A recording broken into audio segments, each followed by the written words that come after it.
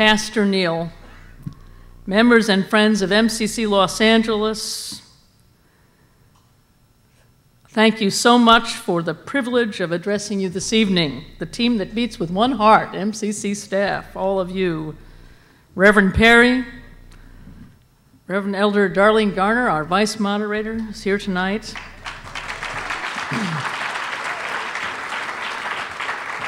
Rabbi Edgar, John Duran, so many friends. It's so moving and touching to see so many of you here tonight. Some of you a little older since I saw you last, but I think we look great, don't we? It's very touching to see people who were here the day I became pastor in March 1986. Some of you were there to greet me at the door and to tell me the way it was. You did. And you're still here. Thank God. It's great. It's amazing. It's wonderful. It's a blessing. In the beginning, God said, "Let there be light," and there was light. In 1968, God said it again, and there was MCC Los Angeles, the first MCC church. Jesus said, "You are the light of the world." Who knew before 1968 that he meant us, that we would be called to shine a light in so many places that needed illumination, including the church that bears his name, and many places the church would never dare to go. Troy Perry, who could have believed it 40 years ago now? My personal thanks to you.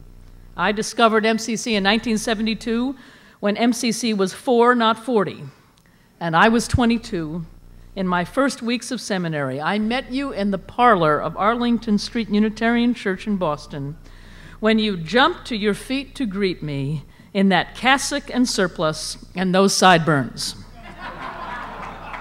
You were larger than life and filled that tiny chapel with the most amazing blend of gospel preaching and justice, radical justice speak that swept me off my feet. I knew then that this moment, this path of illumination, was worth living and dying for. It was worth risking everything for. You taught me that. You came to Boston the first week of February 1973, the week after MCC Los Angeles Church burned to the ground. People were mad at you for leaving them in Los Angeles when they were hurting so much, to take into membership that little MCC Boston. Little did you know that you left MCC Los Angeles that week to take into membership the next moderator of MCC. But God knew we needed to be connected to the light. In 1968, illumination happened in the form of a new church and a new movement. Only 14 years later, we would be so grateful for that church and that movement in the face of HIV/AIDS. Today, queer communities around the world struggle for justice and hope. Those communities can look to us today because of the struggles and victories of the last 40 years. When I think of MCC Los Angeles and MCC in that first decade, I think of 1977. I was a new elder showing up for my third meeting in Los Angeles, but Troy was not there. He was fasting on the steps of the Federal Building to raise initial funds to fight the Briggs Initiative. So we scuttled our agenda, we worked with MCCLA members, and we got on the phones. There was no internet, very primitive forms of communication in those days, and we spent days calling MCC churches and everyone we knew to raise $100,000, which then was like $1 million. Just weeks before, Troy had been at a national gay meeting in which the leaders said we should not fight these state-by-state battles. But Troy broke rank with them. He saw California as a do-or-die state. Do you hear me? Yes. Sound familiar? Proposition 8 today. This was a must-win when no one thought we could win. So he was fasting on the steps of the Federal Building with the national leadership of the gay community madder than hell at him. Our churches frantic and worried.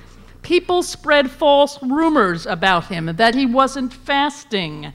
For a while, it looked bleak, but we kept at it. We raised the money, which funded the first poll ever taken that helped set the strategy that won that day. National leaders came to know he was right, and some of them even admitted it eventually. Troy trusted God and his own political instincts. What mattered was getting the job done.